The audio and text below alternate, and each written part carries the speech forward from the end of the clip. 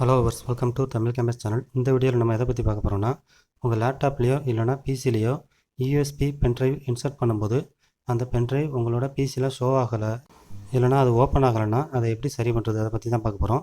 மொத்தம் 3 மெத்தட் இருக்குது. இதில் ஏதாவது ஒரு மெத்தடை ட்ரை பண்ணுங்கள். இதில் உங்களுக்கு ஓகே ஆகிரும். ஃபஸ்ட்டு மெத்தடு, உங்கள் பிசியை ஓப்பன் பண்ணிட்டு விண்டோஸ் பக்கத்தில் இருக்க சர்ச் ஆப்ஷனில் டிஸ்க் மேனேஜ்மெண்ட் அப்படின்னு டைப் பண்ணி சர்ச் பண்ணி என்ட்ரு கொடுங்க.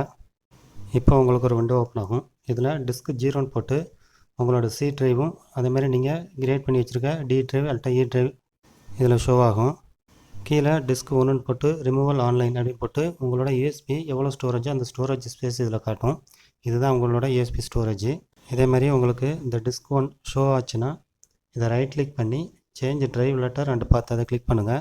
இப்போ இதில் எஃப் ட்ரைவ் அப்படின்னு ஷோ ஆகுது.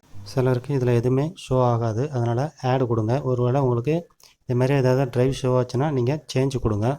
அடுத்து இதோட நியூ ட்ரைவ் பார்த்து செலக்ட் பண்ணணும். ரைட் சைடில் உள்ள அந்த ஆரோ மார்க்கை கிளிக் பண்ணி உங்களோட யூஎஸ்பி பென் ட்ரைவுக்கு எந்த ட்ரைவ் பார்த்து கொடுக்க போகிறீங்களோ அந்த லெட்டரை செலக்ட் பண்ணிக்கோங்க. எஃப்ஆ ஜிஆஹெச் அப்படிங்கிறத செலக்ட் பண்ணிட்டு ஓகே கொடுத்தீங்கன்னா ஆட்டோமேட்டிக்காக அந்த ட்ரைவ் பார்த்து உங்களோட யூஎஸ்பி பென் ட்ரைவுக்கு அசைன் ஆகிரும்.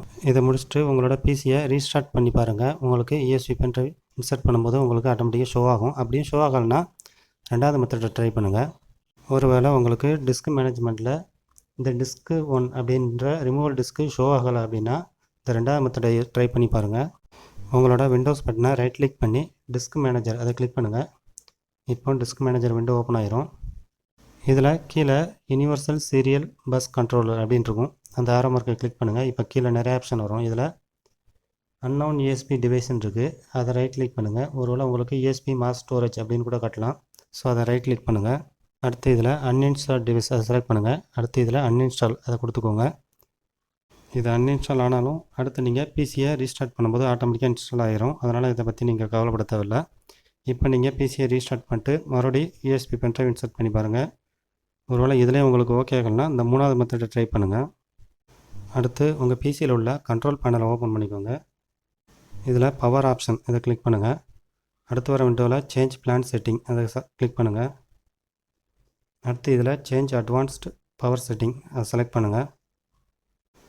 அடுத்து வர விண்டோவில் யூஎஸ்பி செட்டிங் அந்த ப்ளஸ் பட்டனை கிளிக் பண்ணுங்கள். அடுத்து அது கீழே உள்ள யூஎஸ்பி செலக்டிவ் சஸ்பெண்ட் செட்டிங் அதை செலக்ட் பண்ணுங்கள். அடுத்து இதில் ஆன் பேட்ரி இதை வந்து எனபிளில் இருக்கும், டிசபிள் பண்ணிக்கோங்க.